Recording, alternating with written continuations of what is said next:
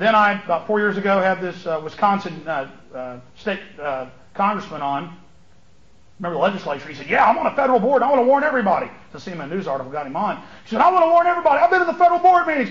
Within 5 years, they're going to be taxing all of us to drive our cars and regulate us. This is horrible. They're going to track us with them. And the guy sent me a cool copy of the federal plan. I had it right there, and I was warning everybody they're going to do this. And people calling her on the street, go, Alex, you've gone too far. There's no way they'd get away with that in America. There's no way they'd be able to get away with that. I'm not going to put up with it. And then Oregon comes out and goes, we've been involved the last 5 years in a federal study, and we want to, by 2004, to make everybody be taxed to drive their cars. And just so happens, the Associated Press reported, that 5, 6 years ago, all new cars had to have the plug-ins in the ignition for the satellite tracker box in them. So it's a $25 unit, and you just go in and pay for it when you get it by law to get your tags, and we just track shit. And look, if you get a fuel-efficient car, it's not going to cost that much, just a few cents a mile peak times. You got an SUV, it is going to be 60 cents a mile. They said this. And so they're stopping us all up, another divide and conquer thing. Look at them with their big cars, some petty, low-level class envy stuff to sell that next wave to you. And I'm looking at it right here. Spy plans for new cars. And they say not only is it a satellite tracker system, and Canada's starting this, the U.S. starting this, Germany just made it the law. They're phasing in over the next 5 years to make it, all new drivers have to have it. And then in 4 years, everyone has to get it, 5 years. They're always really good at that. Again, they understand the mindset of a mammal. That, well, yeah, I did see a lion back over there about a mile away, but he's over there eating somebody else right now. It's being phased in. Oh, we don't have a chance to run. We're in a pen with these people. We've still got some small projectile weapons, which they're kind of worried about. We'll have massive attrition with our stormtroopers as we attempt that move at this point. There could then be a backlash to it as the enemy has victories. No, we can brainwash them and let them keep their guns, and then a tiny fraction will resist. By then it'll be too late. And as Josh Sugarman said from the Violence Policy Center, we've already got your kids. We will ban all guns. So it's very serious. And I predicted years ago, again, once you know these people, it's kind of hard to know their plan. That they would have Hollywood people and rich people take microchips. And so you see them all over the news, how wonderful microchips are and how we all need microchips. And, this Hollywood person's getting one for their child or daughter. And, look at the family. The chips, and they're so cool. Everybody's got to have it. The same newscast in the same order on every channel saying the same thing, word for word, off an admitted script. If you're watching daytime TV dramas, or cop shows, man, that kid wouldn't have gotten kidnapped if he just had the Applied Digital Solutions chip. Well, here's one out of the Herald Sun. You may have heard of this. Microchip to watch Prince Harry. Prince Harry to be fitted with a surveillance microchip during his year-long holiday in Australia.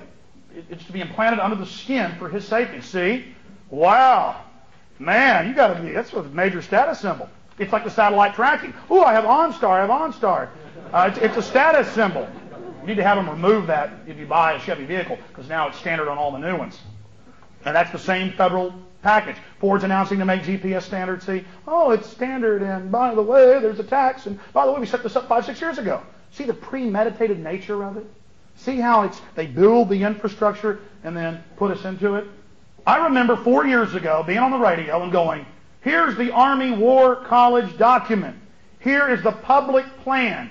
They're talking about hive minds, connecting us all in by law with microchips in our brains by 2025. The Army War College brags how they'll use the media and hype and peer pressure to get the people to accept what they would have never accepted without the brainwashing, the conditioning. And people go, man, you flipped out. I can't believe that. And I put a link on my website to the Army's website, .mil. And they go, I can't believe they're saying that. The Army's job is going to be implanting every citizen with their own chip. But they actually said that. And then everybody saw on the news the last 2 years after the terror attack, they suddenly played up child kidnappings that were actually way down, but they played them way up and said, what's the answer? And suddenly on every network at the same time, microchips, implantable microchips to track and trace you. This stuff sounds crazy, but you have all seen it on the news. You've all seen the unified propaganda, the systematic crafting, the same phrases, whole paragraphs on different networks spoken exactly the same. And see, that goes into the nature of the staged events. They're calling it a Patriot Act debate nationwide. Ashcroft's hearing your concerns. They drive the guy in secretly to the hotel where he gives a speech. No one is allowed in. They frisk the media. Only allow certain members of the media to ask questions. This has all been admitted.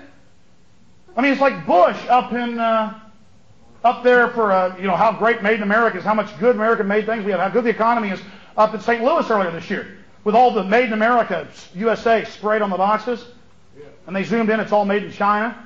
None of it was made here, but it was just an illusion. Secret Service told them in Indianapolis, Indiana, a couple months ago, "All right, everybody, the president's about to be here. Take your ties off, or you can't be in here." Thousands of people. Some people said, "Well, I'm not taking my tie off." Secret Service threw them out.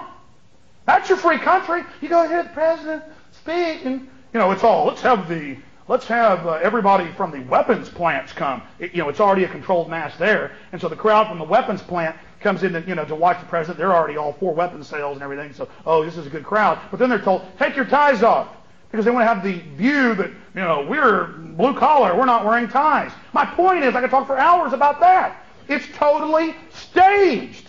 It isn't liberal bias or conservative bias. See, they know that your minds are somewhat sophisticated. So they will create layers of, you peeled that layer back, you found out it was a liberal bias. You peeled that layer back, it was a neocon bias. You peeled that layer back, it was a big government bias. No, it's again, scientifically crafted warfare system. And even before they were coming out with all the microchips, telling us how good all the implanted microchips would be, they said, watch kooks that talk about implantable chips, and all these nuts that talk about urban warfare training and black helicopters. And all of a sudden, years before they launched all the helicopters on us and the raids and the training to get us ready to get rid of posse comitatus, the 1878 law that bans the military from engaging in law enforcement activities, they would say, crazy people talk about black helicopters. It's a code word for absolute evil. And then when the helicopters and the urban warfare training hit Texas and the rest of the country, and they were blowing up buildings in front of people and terrorizing the population, Czechoslovakian troops running around, they went, of course, we're just doing some training to get our military ready. And black helicopters exist. But still, people that warn the public about black helicopters, kind of this icon or symbol for urban warfare training, conditioning, they go, but you're still weird to talk about them. You're still weird to talk about implantable microchips. You're that weird guy who talks about all that weird stuff. I'm like, why isn't it weird when it's on the news? Right. See? So that's built-in defense mechanisms where people don't want to face a threat. So they want to just deny what you're saying. They want to deny what you've told them. They don't want to believe it. Everything's been made so comfortable for us here while they euthanize the human spirit. Here's one out of Television Week. We posted this on Infowars.com. Television Week. Big magazine, industry magazine. It says, is your television watching you? Television Week.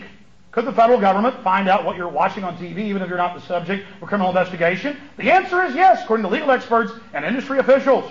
Under the USA Patriot Act, this stuff, they built this infrastructure. They had it all lined up. Go day, building it, to launch the primer that was September 11th, to roll us into the next phase. I mean, this is diabolical. They're on a plan, and we have derailed it. Make no mistake, we would have already seen more huge catastrophic attacks, not the little pinpricks, just to remind us of the terror.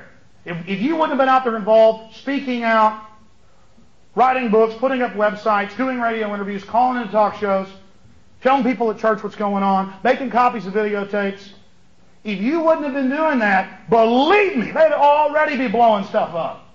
They'd be launching more anthrax attacks.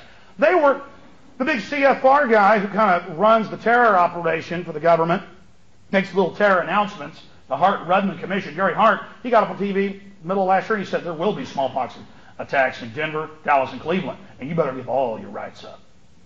I mean, he said it. He said, you just get ready for it. We're going to lock all the cities down. They had the head of FEMA, Mike Van Winkle, up in New Jersey, say in the newspaper, in the Gannett News Service, that, hey, under a red alert, you can't leave your house. You'll be considered an enemy combatant if you leave your home. The Army, they had one of their current